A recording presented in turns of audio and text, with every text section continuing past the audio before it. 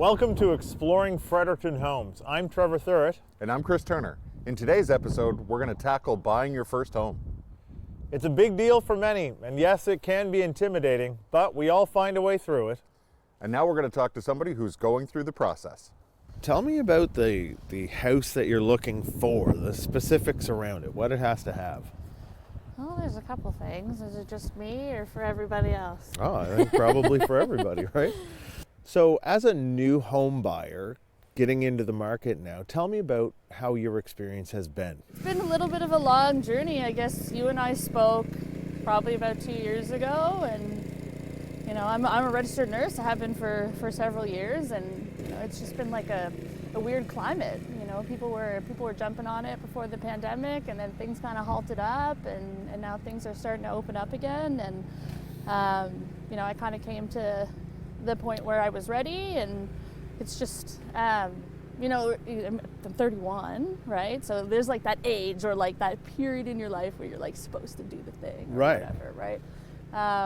But life is really strange that way. Like you and I've chatted a little bit about stuff that's going on, and you know, your parents are getting older and all these things, and you just pulled in all these different directions. So it's taken like, you know, kind of eaves and troughs, I suppose. But yeah, that's kind of been the experience so far. You've made it pretty easy. So thank you. And being like finding somebody that's approachable that you can ask the questions to, I think has been helpful in the experience. Like I still don't really like know all the terminology or like, you know, the intricacies around like the financial component associated with like, you know, closing and the legal stuff. But you know, it's having somebody that is approachable and you know that's handy and I'm able to ask questions to is very helpful. 2 years ago we had a conversation, and at that point you said you were ready, but you were also not in a place to do it. So tell me about that experience. There's different seasons of your life, and sometimes it's hard to pull the plug on things, especially where we live in a world right now where things are so tumultuous and like change all the time, and you know, very much so. 1 month you're up and the next month you're down, and you just don't know what it's going to look like day after day, right? And I think that impacts a little bit of my journey even right now too, right? Like I don't know, with everything going on right now, like I don't know what next week is going to look like, right? Of course. So it's frustrating, you know, living in a renter's world where, you know, I dump X amount of dollars into a 500 square foot 1-bedroom apartment every month when I could be using a fraction of that living in a home and something that's mine and gaining equity when I'm just, you know, dumping money into the pockets of the people that are, you know, renting. The 1%. Sure. Or whatever. Fast forward now, here we are a couple years later, and you were ready to buy again. So what were those first steps that you took as you came back onto the market? Well, my relationship situation's changed also, so I'm no longer like a single person with a dog trying to figure that part out. So I'm a dual income, and my partner's got 2 kids.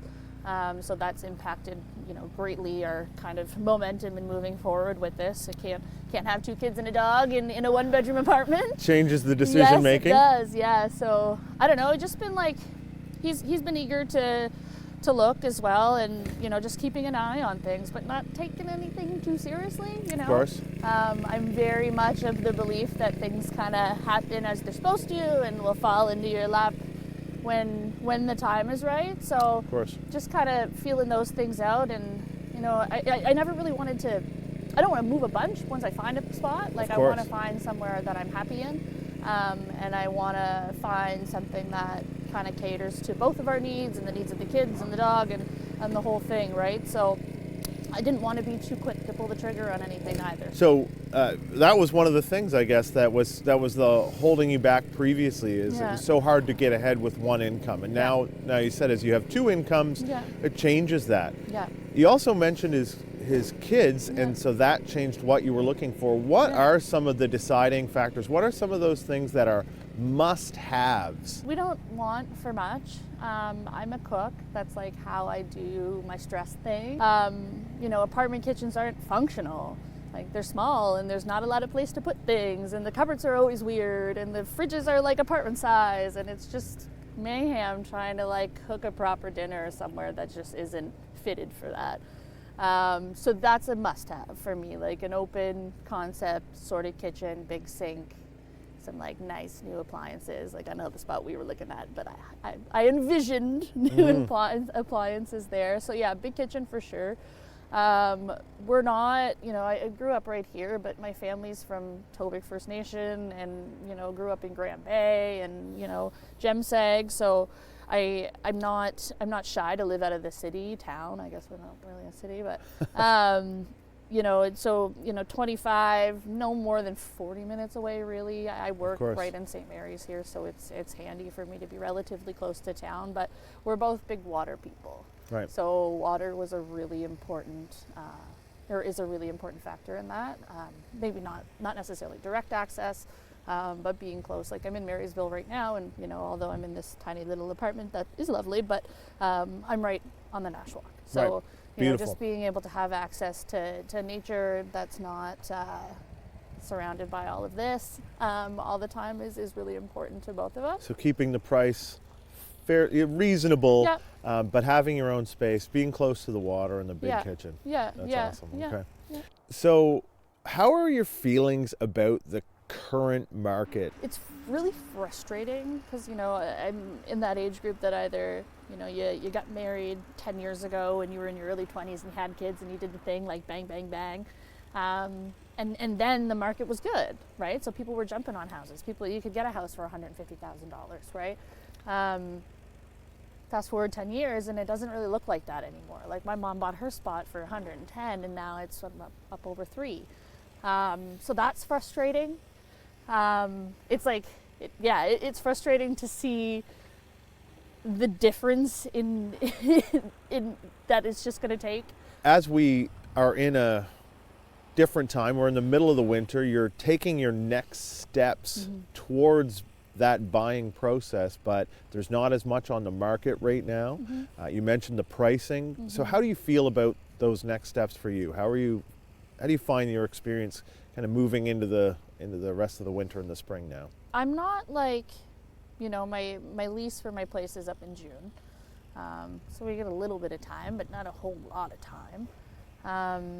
But I'm just like I said before, like not eager to pull the trigger on anything that I don't feel fits or that we'd be happy in, or I'm very much of the mindset that I'm like not really like willing to settle for anything, especially at this point in my life, right? Like comfort's important, and I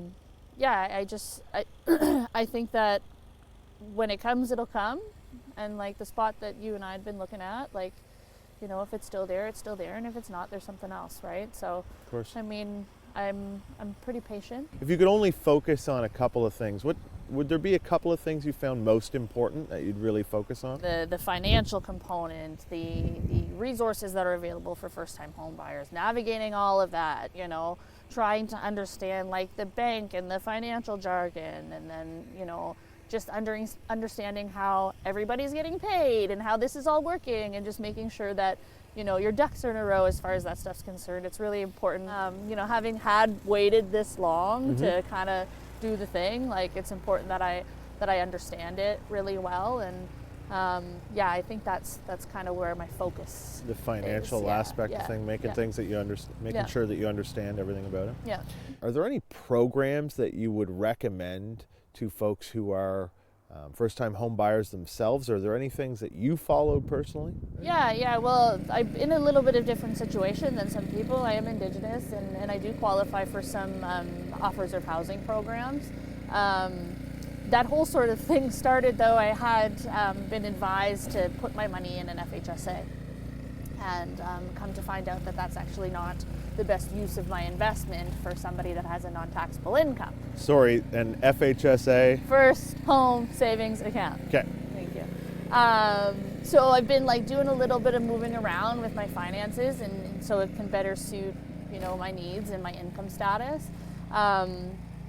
But also there is what's called the Ski-Janelna Goff Reserve Housing Program. I applied for it a few years ago. They have different sort of components to it, I guess. I think there's like a rental component, there's like a rent-to-own sort of thing, and then there's like the mortgage part. essentially they function as like the loan holder or the mortgage holder. Okay. To my understanding, my family home has been through Stephen Elnug as long as I've lived in Fredericton. So yeah, I applied for that program maybe about 2 or 3 years ago, I think maybe when we first started chatting. And I wasn't approved. You know, they do prioritize families. You know, kids need places to live, and so yeah, I'm in a different situation now, and that application actually comes out next week, so I'm gonna reapply for that too.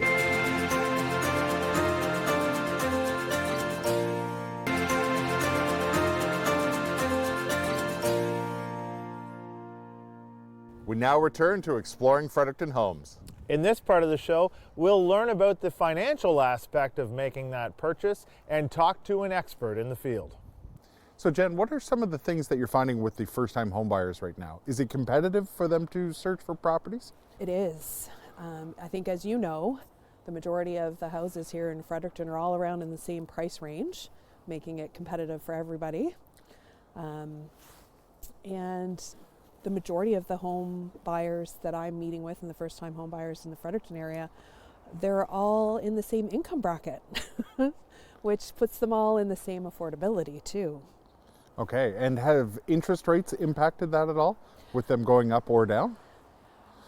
Since we've seen all the Bank of Canada drops, the fixed rates have dropped as well over the last, let's say, 6 to 8 months, which is increasing people's affordability, which is allowing them to get higher pre-approvals. But up until that point, with all of the increases that we had seen previously since COVID, it was really determining how much people could afford and buy. So the property behind you had 31 offers due to the low price point. It seems like there's a lot of pressure there. Do you have any tips for young buyers that are trying to stay competitive in the market?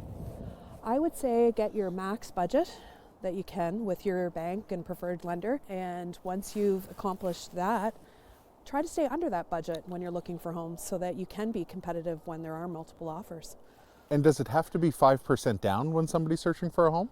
It doesn't have to be. That's just the minimum that's required by law in Canada. Okay. And do they have to have it in their bank account for a certain period of time, or can it be gifted? So if it's being gifted, then there's no time restraint on how long it's in an account. It can actually, with a gift, it can be given to the lawyer on the day of closing from the giftor. And all the different programs that have been out there for first-time home buyers with RSPs, is there any programs like that still around? There are. So first-time home buyers plan through your RSP. Just recently increased this year, actually last year, to $60,000 for withdrawals. And you have 15 years to repay that to the government without any penalties of the withdrawal. And they also introduced what's called a first-time home buyer's savings account, which functions similar to an RSP. You can get your deduction off of your income tax, and it's tax-free growth. So once you remove it, there's no taxation for that. And so both combined could come up to $100,000. So for somebody who's saving for their first property, they can just go into the bank and start that kind of program? Absolutely. Yep. It's a very easy process. Just need your identification and you're on your way. And it also helps avoid taxes at the end of the year. It does. And it also reduces your taxable income, so it's a bonus on both sides. Interesting. And when it comes to the government programs, I know that you directly work with Scotiabank, but can you speak to any of the programs that you would see through CMHC or the rebates that the government offers for? They recently stopped the rebates. Okay. So there's not very many that I'm aware of. So I don't want to speak and say that there aren't any, but there are very few available these days. Now, once you've bought the house, though, all of the default insurance companies, so most people recognize CMHC, but there are actually 3 in Canada. They all offer similar rebates to your premium that you have to pay when you have less than 20% down. If you buy a home efficient house that's green or efficient, they give you a rebate on that. Why do you think that there's so many first-time home buyers coming to the market now? I think it's just the traditionality of the housing market. We always see people moving in the springtime. I think it almost corresponds with getting out of university. You know, that's when we gave up our leases and we were always looking for a new place to live. So I think that maybe that might have a correlation, but it's also so much nicer to move in the spring. So with interest rates now lowering, how do you find that's affecting the market? Is that something that you foresee the rates to go down even farther, or do you think they're going to hold steady? I think we're still going to see a decrease this year. It's anybody's guess. The economy is never an easy prediction when we have changes of government. So those always are a mitigating factor that we have to consider, but can't until it happens, right? Right. And do you think the baby boomers, they seem to be downsizing their houses, do you think that will affect the market from what you see? I don't see that happening as much as I would like to see it happen. I think that we're probably still in a little bit of an area where most people aren't downsizing as much, just because of the affordability when it comes to interest rates. Right. So we're really hoping to see those interest rates drop so people can get out of those houses and move down. So I think through school and when you first start to acquire credit, they don't teach you a whole lot about how to manage your credit. Would there be any tips that you'd have for younger people who are looking to build and acquire trade lines that are going to go towards their debt? Absolutely. Try to have a fixed loan payment that shows a good monthly strategy of something being decreased. And then when you start talking about revolving credit, which would be your credit cards, lines of credits, always have your minimum monthly payments set up so that it comes out automatically. You never miss a payment, would be my number one tip. And then number two would be try to keep those balances below 50% of the limit. So if you had a $1,000 limit, try never to have a balance over $500. It's going to help to increase your credit rating and making sure that those payments are made on time. So some of the other things that'll positively impact your credit rating? Those are the biggest ones. Make sure that those payments are made on time and you're keeping things low. Try to avoid multiple credit hits. So if you're looking for a brand new vehicle, make sure that you're ready. Don't allow the dealerships to take a credit check just because to see what you can afford. Right. When you're talking for with mortgage specialists, let's just make sure that you can afford what you're looking at before we touch your credit bureau. Be as upfront and honest about what you owe and your balances, and let us as the professionals do our job before we hit your credit. And do you think there's a right time where somebody should know that maybe it's time to switch from renting to owning a property? I think it's always a personal preference, and it's going to depend on your lifestyle too, right? So if you're renting and your rent's continuing to increase, then it might be time to jump ship and look at a house. But if you're a person that's traveling all over the place and don't have somebody to watch your house, maybe renting's still the best viable option for you. I don't think there's really a set timeline that makes sense for everybody.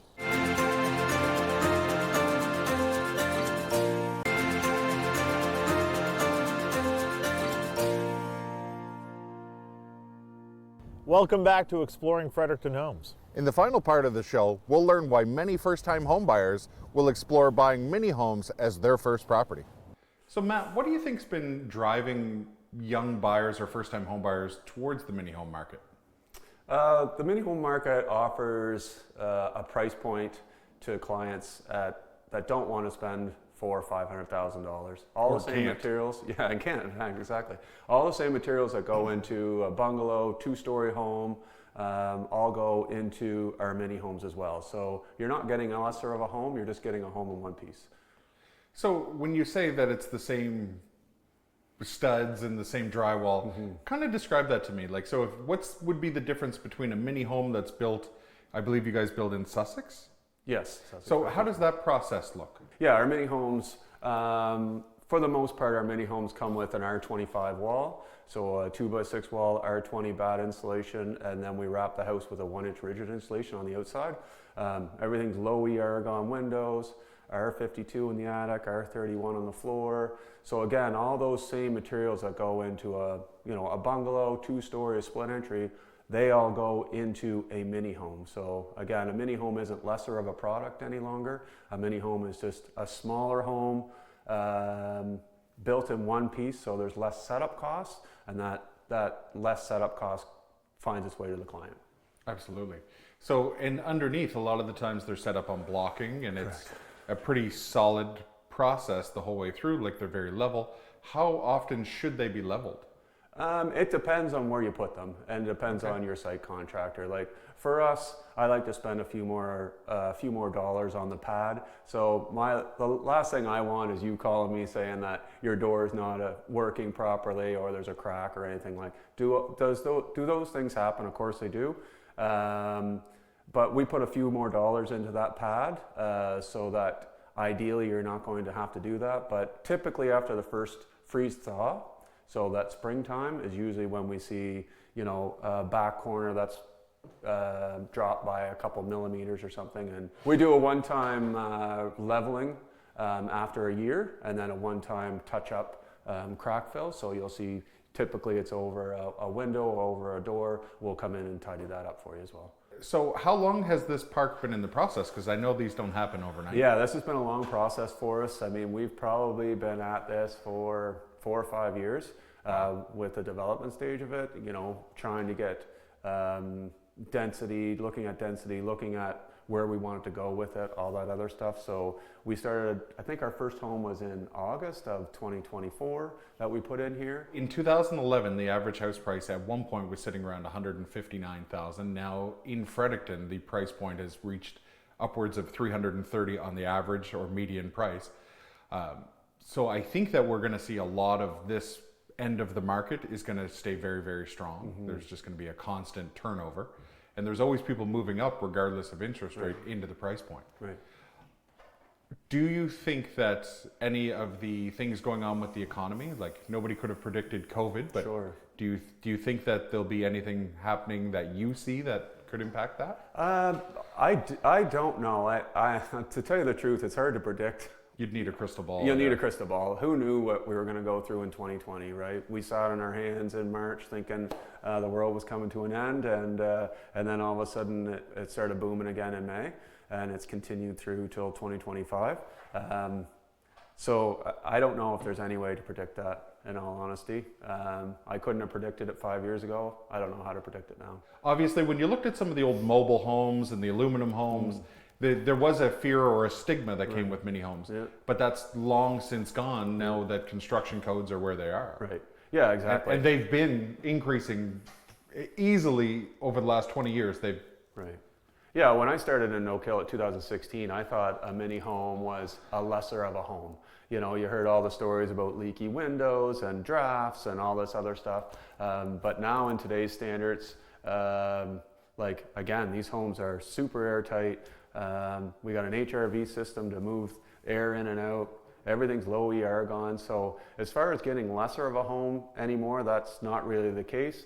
As far as resale value, I can see these, especially with the warranties, I can see these maintaining their value. They've been doing nothing but going up since probably, the year 2008 when that recession hit.